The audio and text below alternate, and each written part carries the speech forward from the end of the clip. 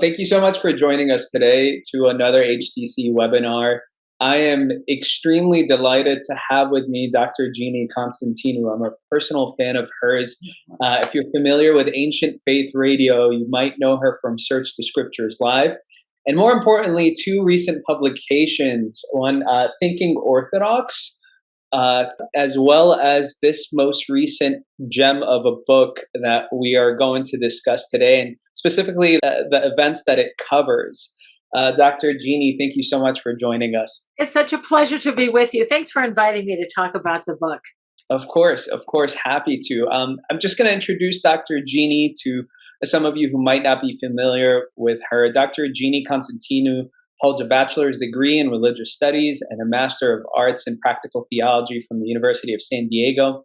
She received a master of theology degree from Holy Cross Greek Orthodox School of Theology in 1996, when she specialized in Orthodox theology and patristics. She also received the master of theology from Harvard Divinity School in 1998, when she specialized in the New Testament. She had also previously earned a Juris Doctorate degree from Pepperdine University School of Law in 1985 and has been a member of the California Bar since that same year. Dr. Constantinou received her PhD at Université Laval, Quebec City, Canada in 2007, writing her doctoral dissertation on Andrew of Caesarea and the Apocalypse in the Ancient Church of the East. Dr. Constantinou has been teaching biblical studies and early Christianity at the University of San Diego since 2002. And as I mentioned, she's very, very famous in the Orthodox circles for all of her contributions. And again, just with that background, you can imagine how incredibly informed and really insightful this book has been. I encourage, if you are looking for a Lent read, I encourage everyone to go ahead and pick yourself a copy. Dr. Jeannie, where can we find copies of this? I know the answer, but I'd like to hear it from you. Thank you. Thanks for asking. Well, it is available through Ancient Faith, which is the publisher, store.ancientfaith.com. And of course, it's also available on Amazon. It's available in the Kindle version and also on Audible, because a lot of people do like to listen to their books while they're commuting or doing other things. So it is available all the usual places. I haven't checked to see if it's available yet at Barnes and Noble or of any of those places, but definitely store.ancientfaith.com, which is the Ancient Faith store. If you're an Orthodox Christian, I know I like to order stuff from Amazon too, but we do want to support Ancient Faith, the press, which is a ministry of the Orthodox Church. So and they send it out right away. You'll get it in a couple of days. Yeah, I received it within a few days, and I got with it a couple of icons as well. Really, really grateful for that. So that would be nice. Yeah. So to support them as opposed to supporting Amazon, because Amazon takes most of the profits. They don't sell anything that they haven't discounted heavily. That's how Jeff Bezos got so rich. Yeah. Well, great insight. To support, if you can stand to wait more than 2 days for the book, it's like a Lenten discipline. Okay, order it from store.ancientfaith.com. Thank you so much. And if I refer, for all our viewers, if I refer to Dr. Jeannie as Presbytera, just because she is a Presbyterian, the Greek Orthodox Church, that's a term given to the wife of a priest. Right. And so if you hear that, please don't be confused. And in Oriental Orthodox churches, they have different names. You might be familiar with Huria or Tassoni or so many different terms. But yes. I want to get back to this book because before we started recording, Dr. Jeannie, I was talking about how this book really captured the spiritual insight of a storm brewing, of all of these figures reacting and kind of going back and forth based on anger and rage and immediate impulse. And in the middle of that storm is this still grounded figure, sober-minded figure. And I love that so much. And I was wondering if that was intentional in part of your writing and one of the reasons why you wanted to depict this. Well, what I wanted to do with this book is make the passion come alive for people and make it something deeper, more meaningful, because I'm glad that you had that reaction. What you said is absolutely correct, that Jesus is that one solid figure that's immovable. and unwavering and committed, regardless of what he knows he must endure. But the purpose of the whole book is to really help people understand the Passion, because it's very familiar to us. We hear the gospel readings during Holy Week. We kind of know it very, very well, but we really don't know it. And that's part of the danger in feeling like there's not much to learn there. But there's so much behind the scenes that went on. And then you described slightly some of the background behind the scenes things that were happening among the various characters in the book. And I tried to write it in such a way that that it would move along more quickly, that it would feel like a page turner. I hope it had that effect, even though we know what the outcome is going to be. Absolutely. That would draw you along. It really did. So part of just me preparing for this interview and this discussion, I ordered the book, and I had a family emergency. So I was driving back from New Jersey, and my wife, God bless her, she read from the book. We didn't know that there was an audible version of it. And what a page turner. I mean, she spent 4 hours reading the book, and she was so excited. And her and I joked, and we said, we know how the ending goes, but there was so much historical and socio-political context here that really brings the reality of the events forth. And I think that's some of the danger that happens, is that we automatically, when we don't know much of the reality or can't relate to the context, we automatically categorize it as kind of this mythology, this very, very faint story that's hard to grasp. Or we don't appreciate what really happened. We don't appreciate what the Lord endured. Mm-hmm. And so that's what I mean, we know it on a kind of an intellectual level, but I think putting it in a form, this is not really a novel, but it has certain sort of characteristic dramatic elements of the novels for us to get inside the heads of the people who were involved and come away with a deeper understanding, and I hope a deeper appreciation for the Lord's Passion. Yeah, absolutely. You bring in some medical insight. You bring in some actually patristic commentary along the way, as well as some beautiful spiritual and poetic language to tie the events together.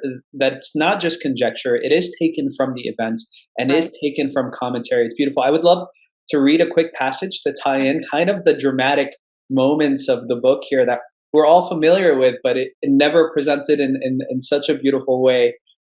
So this is the interrogation of Christ, or subsequent to the interrogation of Christ by Pontius Pilate.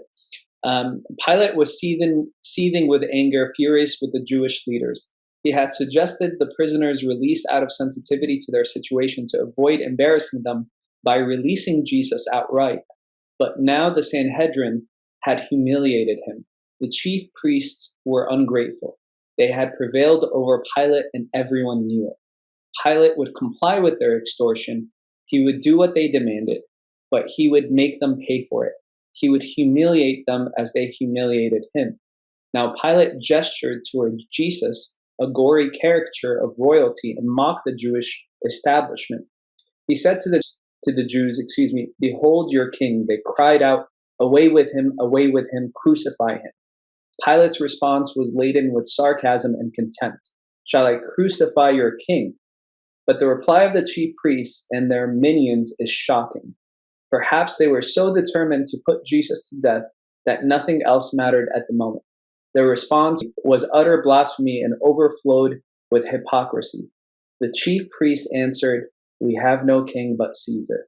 And I thought that was such an important background in terms of the motivations and the reaction, because you read the passage, you read the gospel accounts, and all you see is Pontius Pilate saying, "Behold the king." Yeah. And you don't see the context of, oh my gosh, he was just blackmailed. Perhaps you could talk a little bit about that. About the blackmailing of Pilate? Yeah, of course. Sure. I mean, that's one of those little things that people don't really seem to understand. See, we have to remember that when the fuller story of what happened between Jesus and Pilate is captured by John the Evangelist. Of course, he appears in all. Pilate is presiding over the Roman trial in all four Gospels, but John gives us a bit more detail and explains to us what happened. So Pilate, and this is one of those things that the people who were alive when the Gospels were written would know these things. And remember that when the Gospels were written, those evangelists, they're not thinking, well, I'm going to write this down so 2,000 years later people will be talking about it. They're really writing for the immediate audience in the first century, and they know the background. It's we that don't know it. So that's one of the things I was hoping to provide for this book. So to answer your question about what happened with Pilate, he is depicted as reluctant to crucify Jesus. And this is one of the things that is most criticized in the Gospels by many Bible scholars and other people who don't really know better. They think that, well, because we know for a fact that Pilate was a pretty brutal guy. Okay, there's no question about that. So when the Gospels depict Pilate as reluctant to crucify Jesus, people are assuming that, well, the gospel writers are sort of softening the portrayal of Pilate. They want to make the Jews to be the bad guys. They want the responsibility for the death of Jesus to be on the Jews, so that the Roman Empire would treat them better. Well, that's ridiculous, because the Roman Empire was not persecuting Christians because they blamed Jesus' death on Pilate. Okay, as a matter of fact, Romans would be very uncomfortable with the portrayal of Pilate. They wouldn't like Pilate being reluctant. Okay, we have to realize that the assumptions that we make when we interpret the story are based on the way we think today. We have to understand that people understood things and had different basic presumptions about law and justice and gods and that sort of a thing back then. So Pilate really was reluctant to crucify Jesus. And that is in spite of the fact that he was very tough on crime and insurrection, as all governors were. The reason is because Jesus really was not being charged with a crime. So he, as an official of the Roman state, one of the main responsibilities of a governor was to hear court cases. He was very experienced in this. That was one of their main duties. He could only try a person who was accused of a crime under Jewish law. I mean, under Roman law, not Jewish law. So when the Jewish leaders take Jesus before him, he says, well, what has he done? And they say, if he wasn't an evildoer, we would not have brought him to you. Well, evildoer is not a crime. So Pilate's immediate reaction is take him away and judge him according to your own law, which they had the right to do. And they did have their own courts and they had their own laws. They just couldn't put anyone to death legally, well, except in a very limited circumstance. So then they realized it's amazing that they really thought that all they had to do is bring Jesus to Pilate and he would rubber stamp it. But he can't do that. He's not supposed to do that. And he doesn't want to be bothered with getting involved in what he recognizes is a religious dispute. He knows these people. Pilate was governor of Judea for 12 years. He knows the players. He knows their interests. He knows their little, quirks. So he knew that Jesus immediately, from what they said, had not committed a crime. So then they come up with this idea of treason, that Jesus made himself out to be a king.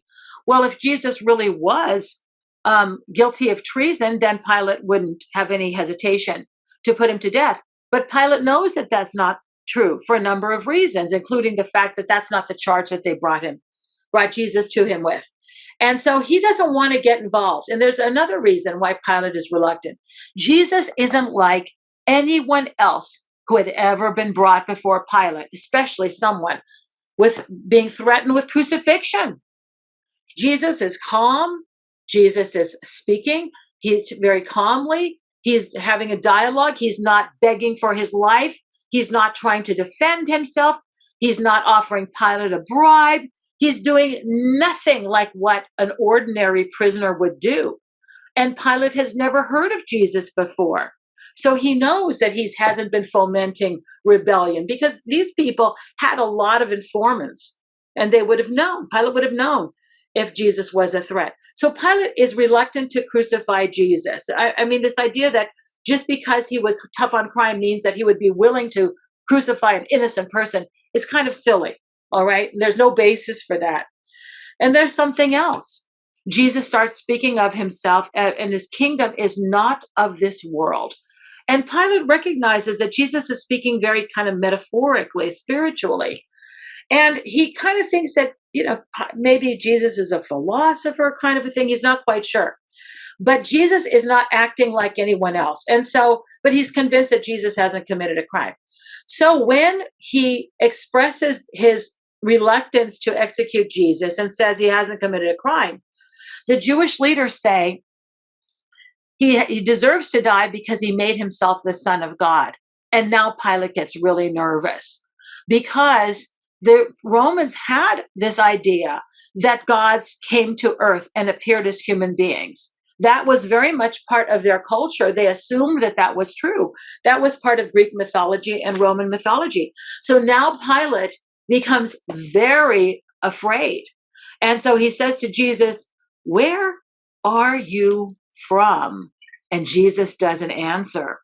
And Pilate now he's a little bit offended because he's the governor.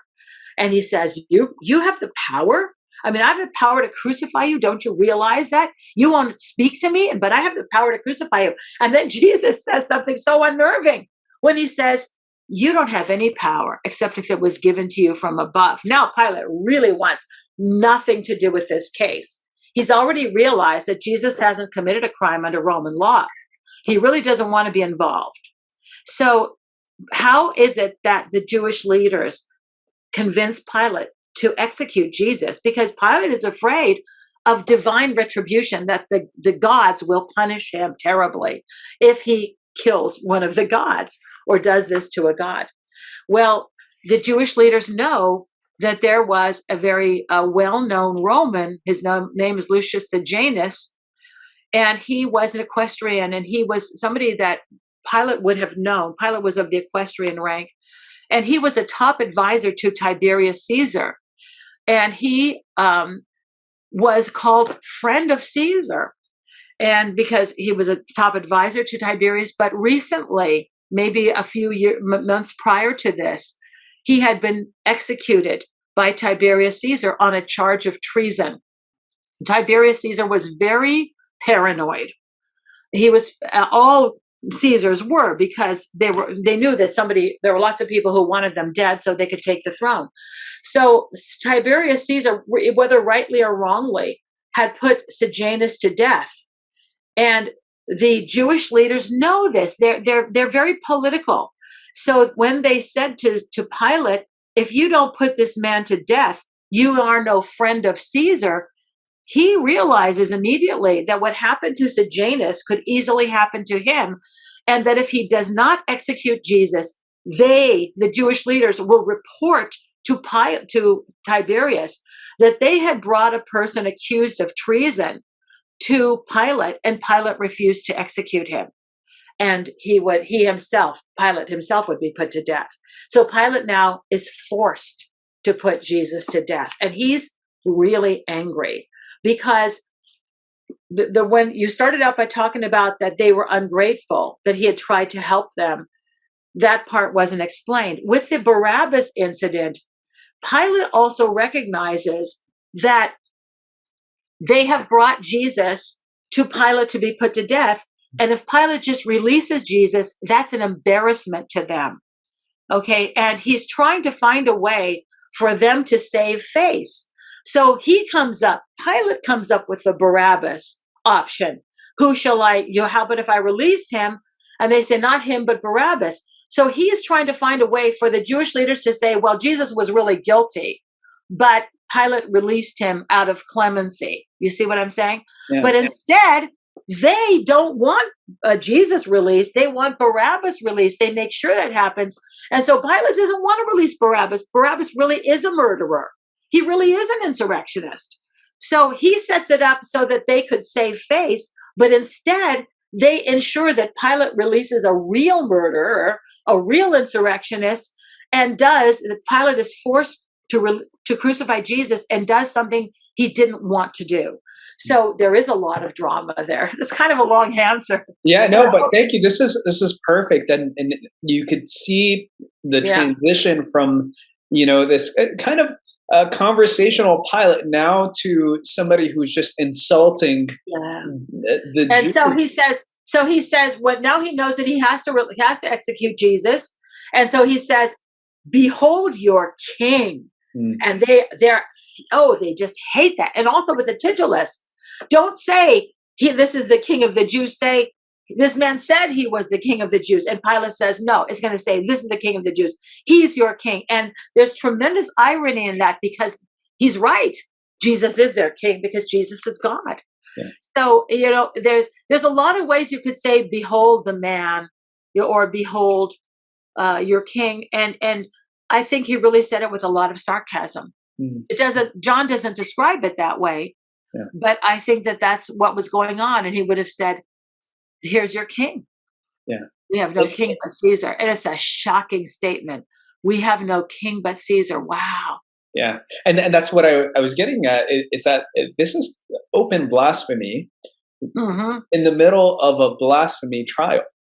Right? Yeah, it's true. And so maybe we could talk about the motivation. You could talk about the motivation of the high priest, because we always think that the high priests and Rome, they're enemies with each other, and there's so much tension there. Yes. But the way you bring it up is actually they were kind of helping each other out, and this was there was an unspoken arrangement, so to speak. That's right. And not only with the Jewish leadership, but in every kingdom and tribe and little nation that the Romans had conquered. This was their arrangement.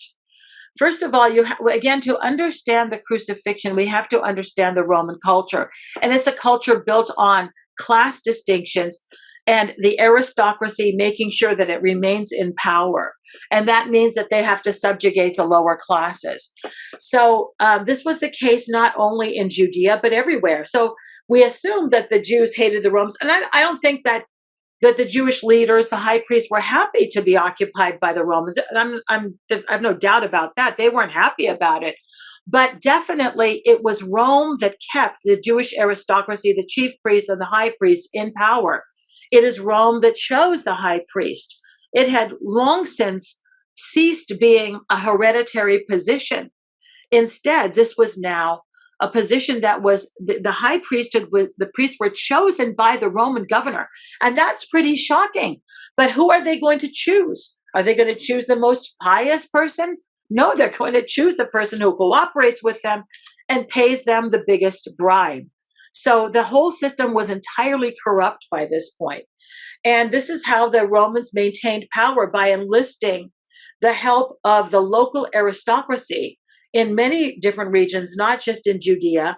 And as long as they maintained control over the populace, they were allowed to pretty much do as they pleased, as long as they respected Rome, paid Roman taxes, and kept order.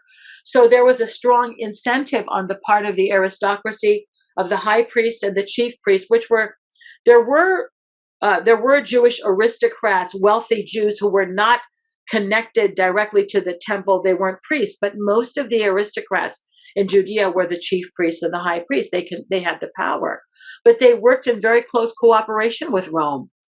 And I think this is one reason why the chief priests, when they brought Jesus to Pontius Pilate, they just figured he would rubber stamp the execution, and they weren't prepared. It's pretty shocking. They bring Jesus to Pilate and they don't state a crime. They're really unprepared to prosecute the case. And this is something else that I explain in the book. They're supposed to prosecute the case. They didn't have professional prosecutors back then. If somebody was accusing another person of an offense, the person who's making the accusation has to prosecute the case, and they're completely unprepared. And Pilate doesn't want to be bothered with their little religious disputes. It's not his job, and it's not something that he's willing to venture into. Yeah, it's interesting, specifically focusing on the high priest. Oftentimes we hear sermons, and you touched on this in your book, about just the fickleness of the entire group, that all of the Jewish population at the time had immediately turned on Christ from Palm Sunday, and within a span of a few days And now they're like, crucify him, but Yeah, that's yeah. really not the case. And there was a lot of tension between the high priest and even the priests themselves, and there was a difference. I feel like in categories of the Yes. Jewish congregation. Yes, yes. Well, what you're speaking there is ordinary priests versus the elite priesthood, the chief priest and the high priest. So the ordinary priests were regular folks, they were born into that particular section of the tribe of Levi, and they would go to the temple to serve for a total of about 5 weeks out of the year, three pilgrim festivals and 2 weeks of rotation for their group. They would go and serve, and the rest of the time they lived ordinary lives in terms of they had to support themselves. They weren't wealthy.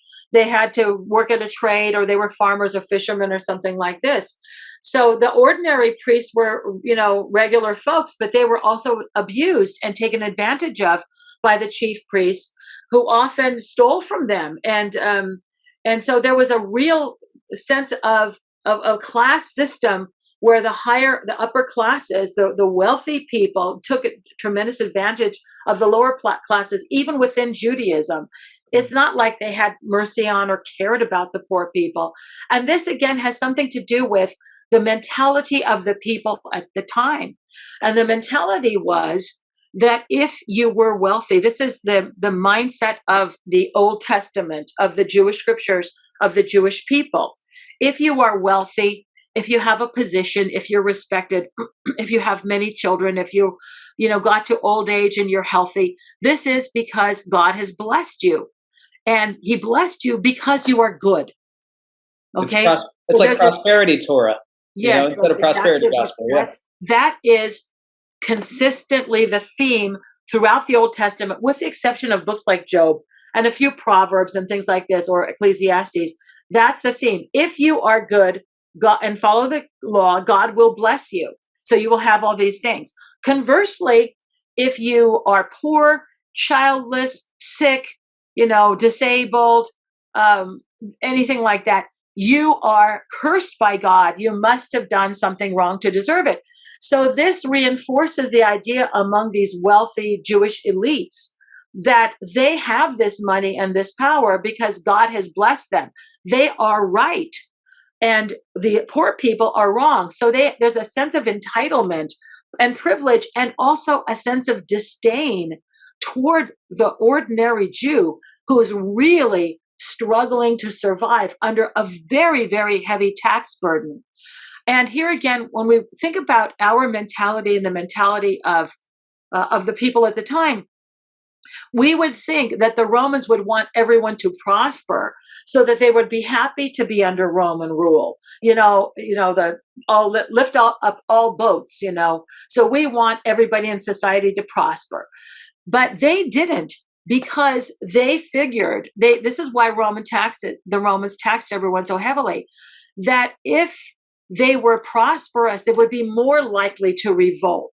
So they would tax the populace very, very heavily. So they were so poor and so oppressed that they would not be able to revolt. They'd be doing everything they could just to stay alive, just to, have enough food to eat.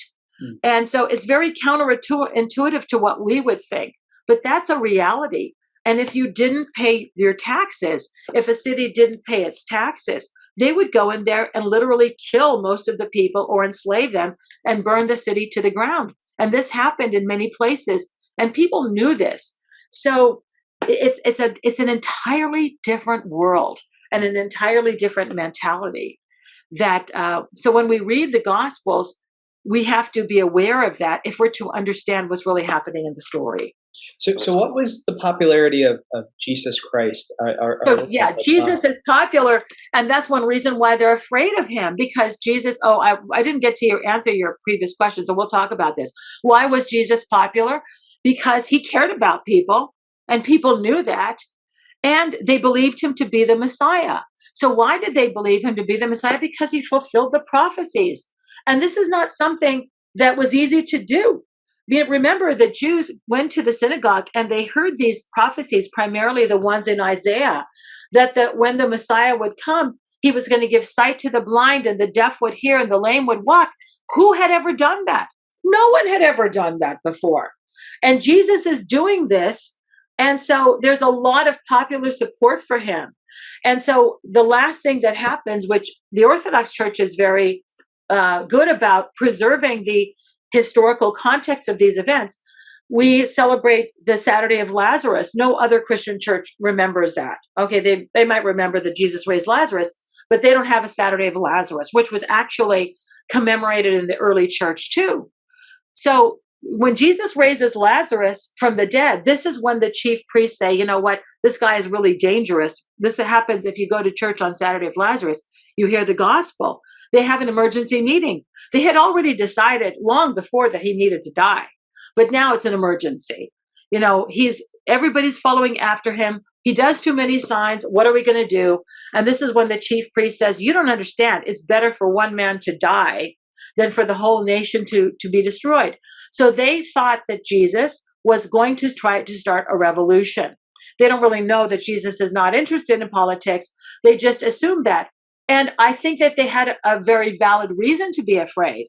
And even if Jesus was not himself interested in revolution, when you have a kind of fervor, the crowd can start something on its own, even without Jesus's permission or direction. So this is why the crowd welcomed him into Jerusalem the next day on Palm Sunday. And this is what John specifically tells us in his gospel. This is why, because he had done the sign of raising of Lazarus. So this huge crowd welcomes him into the city, and they're shouting messianic titles: Son of David, Hosanna to the King of Israel. Blessed is the one who comes in the name of the Lord. The one who comes was a messianic title. They're not using it as a verb. He's coming into the city. That's a messianic title, the coming one, the one who will come, and he will restore the kingdom of Israel. So this huge crowd welcomes him. So I'm glad you brought up that one thing that I find very irritating, that pastors and priests have said for decades, if not generations, that on Sunday they hailed him as the Messiah, and on Friday they shouted for his crucifixion. It's not the same group. Why would anybody do that? These were the people who believed in Jesus. So who is shouting for his crucifixion? Well, when is this happening? This is happening Friday morning. In a few hours, Passover is going to start. Where is Jesus? He's in the praetorium. Who's at the praetorium? Who is asking for Jesus's crucifixion? The chief priests. This is happening on the Temple Mount. It's not like there's some random crowd. This is not happening in the marketplace. This is not happening, in the upper city. This is not happening where the ordinary people are. This is happening in a corner of the Temple Mount. The Temple Mount is controlled by the chief priests. They are the ones who know where Jesus is. It's early Friday morning. Nobody even knows what's happened to Jesus, maybe except the 12. They know that he was arrested. They may not even know that he's standing before Pilate. So he's before Pilate. Who knows that Pilate is going to give an option between Barabbas and Jesus? Nobody knows except the chief priests. So they go to the temple, which is a few yards, 100 yards away. They get a bunch of their friends. They make a mob to stand beneath the praetorium. So when Pilate asks for an opinion about who he should release, the people who are shouting are the friends and supporters of the chief priests. They have generated the crowd. This is not the same group. This is not a random cross section of people who happen to be in Jerusalem for Passover. That's my point. So, of course, that's not true. And it was a targeted, manipulative crowd almost, just to make sure that there's a crowd that was generated by the chief priests, because they're the ones who are prosecuting this. They're the ones who know that they have Jesus in their custody. They're the ones who know that Pilate is going to ask who to release. Yeah. They're the only ones who know. Down in the city below, they're busy getting ready for Passover. It's like a very important story happening on Christmas Eve, and the government makes this happen on Christmas Eve because nobody's paying attention. Okay, yeah. You know what I mean? Yeah, they release really bad. Very contemporary. Yeah. No, it's true. Yeah, but that is what happens. They release bad news on Friday of a holiday weekend or Christmas Eve or sometime when they're hoping nobody will notice. Yeah. So that's what happened there. And so it's very insulting to the Jewish people. I think it's very unfair to the Jewish people to say, the Jews are so fickle that on Sunday they think he's the Messiah and on Friday they want him dead. I just think that that's ridiculous. And it's unfair. It's a caricature. It's an unfair caricature. And part of the understanding of that is why it seemed like the high priest and Pontius were playing hot potato in terms of right. who gets the blame of killing Christ. Well, they don't. It's not that I don't think that the chief priests, they would have been happy for the Romans to have the blame.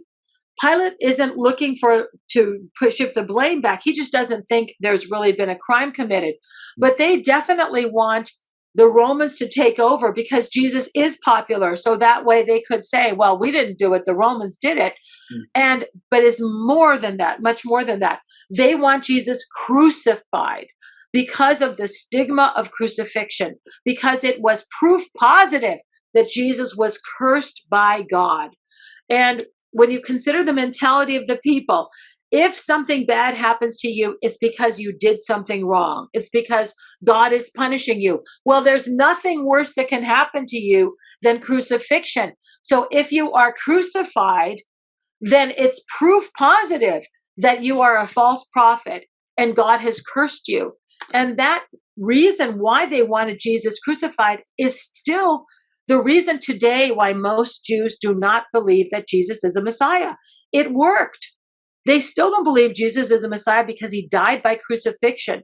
So to their mind, that is proof that Jesus was a false prophet, you see. Even though they contributed to the events.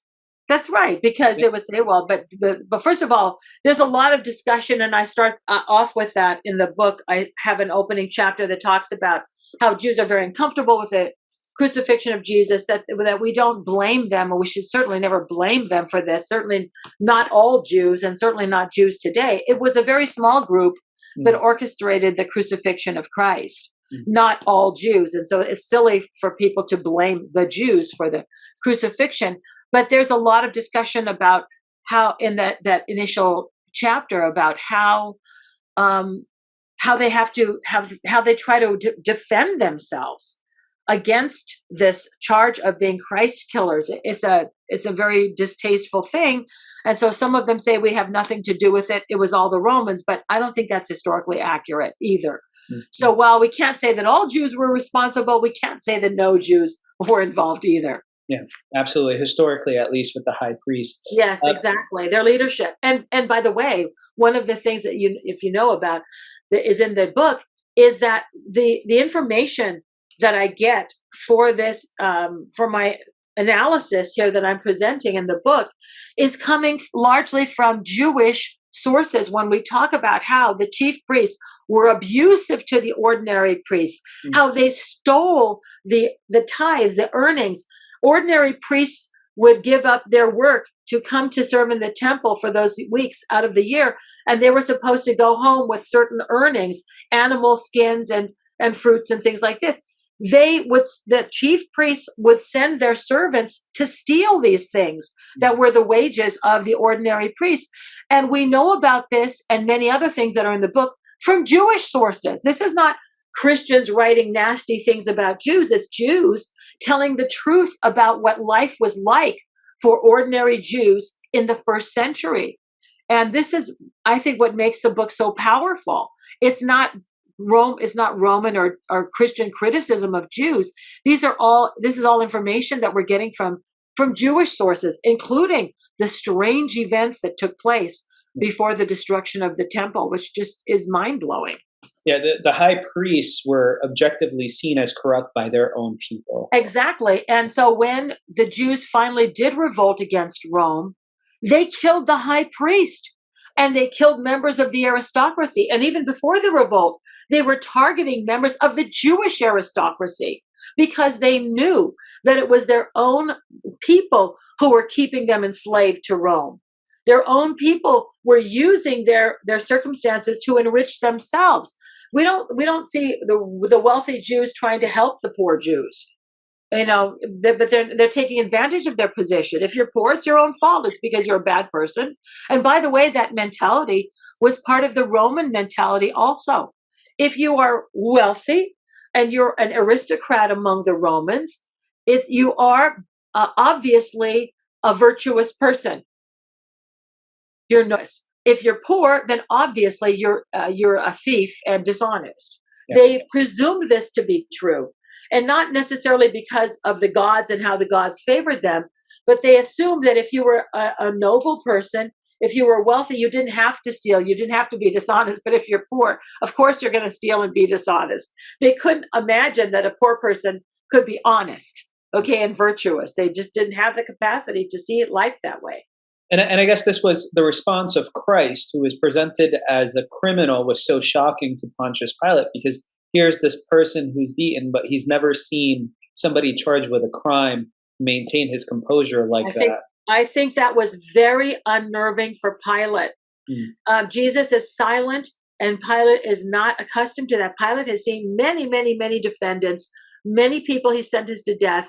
They no doubtedly were begging for their lives. They were making promises. They were trying to bring an orator to argue their case. They were offering Pilate a bribe, saying, I know people who you know, and what can I do?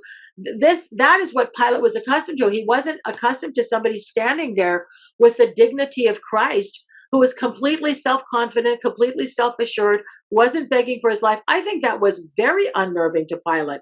And so he doesn't understand, why have they brought this person to him? And this is why he thinks that Jesus really might be a god. And he doesn't want to be involved, but they force him. They literally blackmail him. Well, thank you for that, Presbyterian. I want to get through just a few more questions. I'm appreciative of your time. Scourging was, you touch on it in the book, and unfortunately, cinematic depictions of this event vary tremendously. Some reference the Jewish law of whipping, right, versus the Roman scourging. What did that look like, and was it supposed to be a capital punishment to the point of somebody's death? Yeah. Very, very good question. So there is a distinction between a Jewish whipping and a Roman scourging. And very often in movies, Jesus is really being seen as being whipped, especially in the older movies. I know they tried to in that Passion of the Christ movie by Mel Gibson. First of all, they beat him with other things, and that's not in the gospel. But then they do have a scourging, but it's not. It's far worse than what any movie could depict. So let's talk about a Jewish whipping.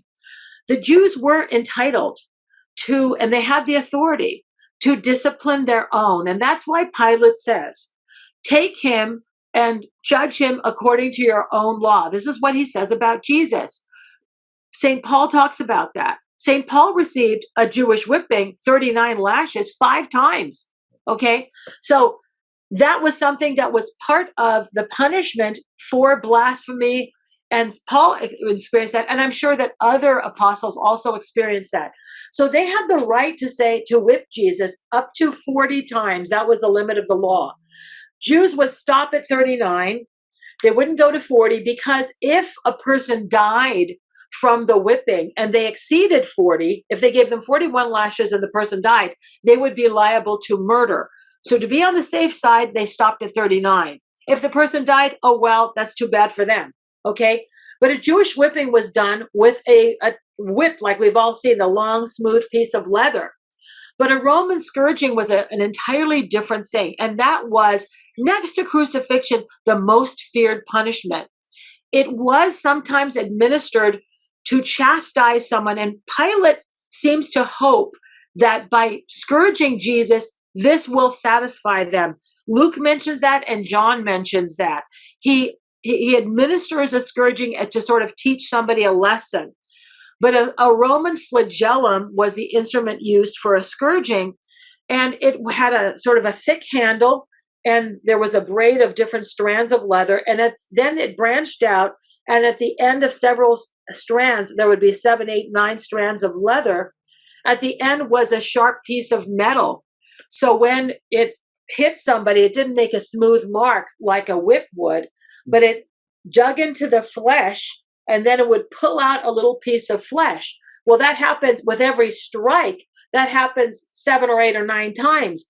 And with repeated strikes, the person was left really a bloody ribbons of, the bag was ribbons of flesh, and a lot of blood was lost. You could survive a scourging, but so it wasn't intended to kill anybody. It was intended either as a precursor for crucifixion, and crucifixion was always accompanied by scourging. They would always scourge someone first because you couldn't die easily by crucifixion. It didn't release a lot of blood. Okay. So crucifixion was always preceded by scourging, unless you were a woman. Women were not scourged. But it was also done in lieu of more severe punishment. So Pilate is hoping that just by scourging Jesus, that will be enough to satisfy, that they will feel that Jesus has been punished enough. And it's so fascinating because he brings Jesus forward, and Jesus, and by the way, you could die from a scourging if it wasn't administered carefully. And it wasn't limited to 39 lashes. We don't know how many strikes of the flagellum Jesus received, but it was probably a very severe scourging. So if it was done properly, then the person wouldn't die. But the ends of the flagellum, those long strands with the metal tip, would whip around the body. They would not only hit the back, they would hit the legs, and they would rip around sometimes and hit the insides and the intestines. And sometimes people were scourged to the extent that it tore away the flesh, and their intestines were spilling out, and you could see other organs. So it was a very, very severe punishment, but not for killing. You didn't want to kill somebody by scourging. If they died, then the Romans usually know how far they could do it without killing someone. They didn't want to kill the person. But Jesus was so weak from the blood loss that he wasn't able to carry his cross. And normally people did carry their cross. So I think he got a pretty severe scourging. But I started to say, Pilate he's hoping that he won't have to crucify Jesus. So after Jesus has been scourged, he brings him forward and he says, "Behold the man," as if to say, look at him. Isn't this enough? And Jesus was a bloody mess. I mean, he was dripping buckets of blood. And it's not like there's some beautiful paintings where Jesus has a couple of marks on his back. And no, I mean, this was really, really bad. And rather than having any kind of pity, it seems to inflame them, almost like animals. They see him, and that's not enough. And so the Pilate is disgusted. They say, "Away with him, crucify him, crucify him." And Pilate is just disgusted by their reaction because he knows that Jesus hasn't really committed a crime deserving of death. Yeah, and it's interesting that you mentioned that in the severity of Christ's punishment. We always think about, cultural sensitivities, and I've read so many different articles on this from historians about whether or not the Romans were sensitive to their Jewish subjects at the time. Yes. Right. In terms of the shame of the cross and the nudity associated with the cross, what would that have looked? What is the most accurate historical depiction of that? Yes. I think that's a really good point, because some people do make assumptions that because the Jews were a subjected people, they were subjugated under Rome, that they didn't have any rights, but everything went according to Roman law. But that is not true. We see that in many cases, not only in the Gospels. We're right there with Pilate's own words: "Take him and try him according to your own law." The Romans tried to allow the maximum amount of self-administration of their subjugated peoples as possible. And if you think about it, that makes a lot of sense. Rome is a relatively small group of people in the city of Rome. I mean, Rome was not a big nation or anything. Then they went out and conquered a lot of people. And so rather than, there's not enough people to literally manage every facet of daily life, administration and tax collecting and all these other things that were required, they relied on the locals to do that. And then the locals benefited from their cooperation with Rome. So there's not just among the Jews, but other people too had a significant amount of autonomy to handle their own affairs. And the Romans preferred it that way. It was easier for them. So they also recognized certain customs.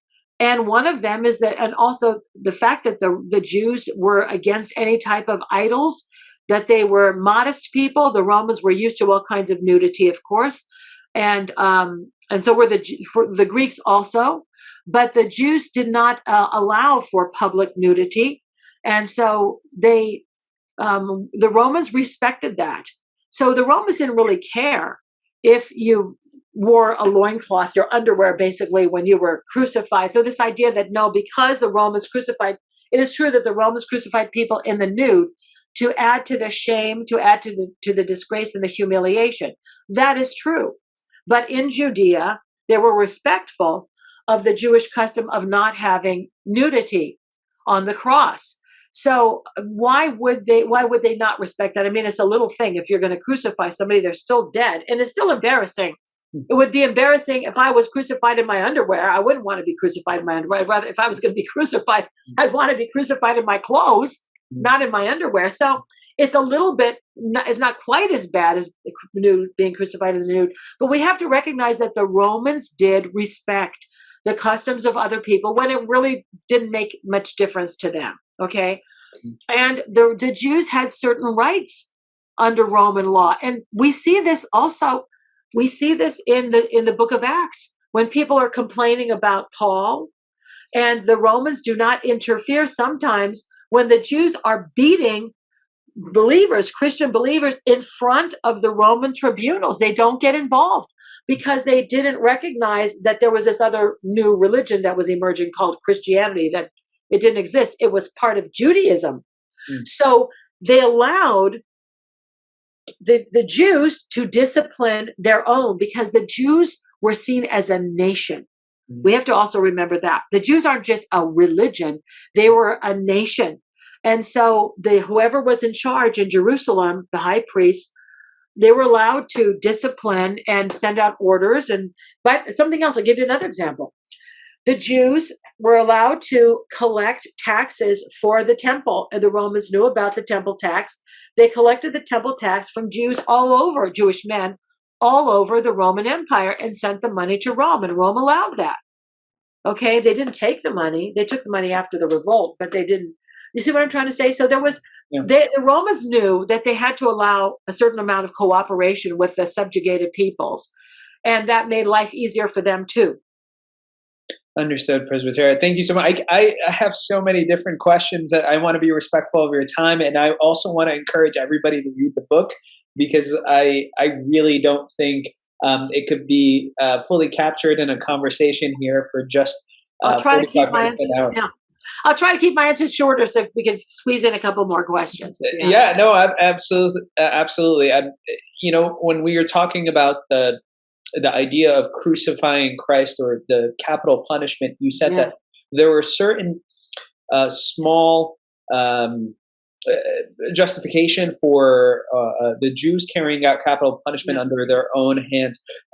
And one of them was considered just entering the temple. Is that correct? If you are not a Jew, or if you are unclean, is that correct, Presbyterian? Okay, yes. So there was one limited circumstance under which Jews could exercise capital punishment, and that was if a Gentile or a Samaritan or somebody who wasn't Jewish passed beyond this low wall that surrounded the temple precincts, sacred spaces.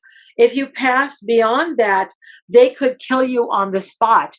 That has been mentioned by some historians, and those placards that give that warning have actually, 2 of them have been discovered. They were posted at the openings of the wall so that you didn't venture into that space. But that is true. But the reason why I bring this up is because we see, for example, the pericope of the woman caught in adultery. She's about to be stoned. Right. We see with the proto-martyr Saint Stephen, there's a lot of, and even with Paul, there were priests that swore and fasted. Yeah, they fasted until they were able to kill him. That's right. That's exactly right. Which I feel bad for them, because they I doubt that they starved to death. Yeah, that's a good point. People do ask me about that. Well, what about Stephen? We're not sure about the case of Stephen. We think, and this is possible, that in the case of Stephen, that there was a change. You see, Pilate was governor for 12 years, but most governors stayed for only 2 years. And it's possible that they took this into their own hands, took matters into their own hands, because it was in between this change of governors that there was nobody there at the time. That's one explanation that's been given, that the previous, the outgoing Roman governor had left and the incoming hadn't arrived yet. But I don't think that that's it. I just think that it was considered murder. I mean, that they plotted to murder Paul. They murdered Stephen. Here's my point. People say, well, how could they do that? Well, people get murdered all the time in this country too, everywhere in the world, and it's against the law, right? But who's going to stop them? Who is going to stop them? And this is why, you see, they could have murdered Jesus too. Who's going to complain, and who's going to stop them? And the same thing with the woman accused of adultery. It would not have been considered legal, but who would care? Is somebody really going to prosecute that? Somebody's going to go complain to the Romans that they stoned this woman accused of adultery? Nobody's going to prosecute that. Nobody's going to care. You'd have to, there's no state prosecutor. So there's no police force. So it's not like the police, because they stoned Stephen to death. There's no police that are going to go arrest the people who stoned Stephen and then prosecute a case against the Jewish leaders. You see what I'm saying? They're the court. There's no mechanism to do that. If you believe that somebody has committed what we would consider a crime, then you have to go physically arrest them. You have to physically take them before the authorities. And then you have to prosecute the case yourself. You have to say why they should be punished and what they did, and you have to prove your case. Who's going to do that if it's the Sanhedrin that is supposed to be the law, the legislative body that is supposed to be preserving Jewish law? Who's going to listen? Who's going to do that? An ordinary Jew? They're not going to do that. It's like calling the cops on the cops kind of thing. Yeah, kind of. Yeah. Now, another question that I had in terms of, in the book of Acts, we see some of the leaders, some of the Jewish leaders say, if there was any truth to this movement, it'll, continue. If it's false, it'll fizzle out. Right. Why Jesus in particular? Why wasn't that the response to Christ's movement when that was happening? That's a really good point. So you're saying that after the beginning of the church, at first, the Jewish leaders weren't quite sure what to do. So they would arrest some of the apostles. They would beat them up. They would say, now you stop talking about Jesus, because they thought they solved the problem with Christ when they put him to death. But all of a sudden, you have all these followers of Jesus, and they're doing the same signs that he did. They're raising the dead, and they're healing paralyzed people and giving sight to the blind. And so they don't really know what to make of this. Well, there had been people in the past who had led movements, and when the leader died, eventually the movement fizzled out because the leader was a charismatic person that everybody was following. So when they realized that they're not really making any headway with this movement, a very wise person, Gamaliel, says, listen, don't do anything more. Leave them alone. And if it's not of God, it will die out. But if it is of God, you're fighting God, basically. So your question is, why didn't they realize that this was genuine? And that actually they were fighting God. I think the only there's a couple of reasons. First of all, again, it is the hard-heartedness, the pig-headedness of the Jewish leaders who had decided that Jesus was an evildoer, a blasphemer, a false prophet, and they proved that because he died on the cross. Remember that the mocking on the cross, if you're really the Son of God, come down from the cross.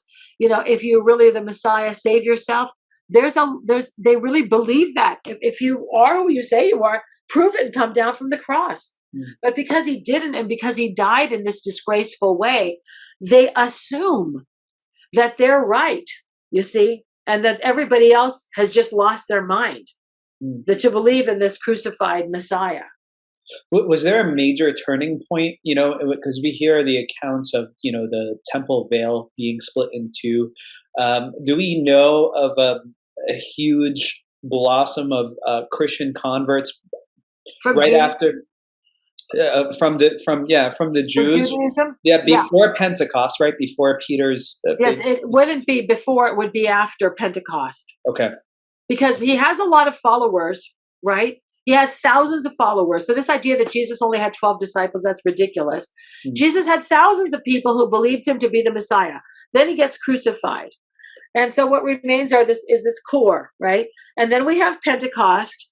And so there's a lot of believers still who, the Theotokos, the brothers of the Lord, the Peter, the 12, and the 70 and other, they still believe in him. And because they have been witnessing his appearances. So there are hundreds of people who saw the risen Christ, right? So they're just waiting. And so Pentecost happens. It is after Pentecost that we see the growth of the movement. And that happens initially in Jerusalem and then in other places of Judea and Palestine. And then it moves on to other areas outside of Palestine.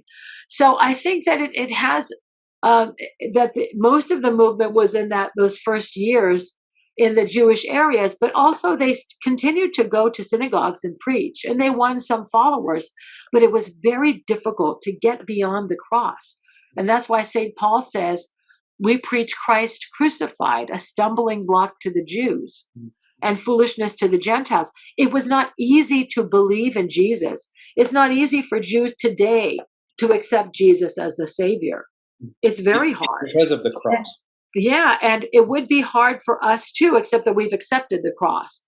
But even for the Gentile believers, the idea of worshiping somebody who died on a cross was considered insanity. So the cross is something that was not an easy sell. It was very difficult. And so Paul really expresses that so eloquently.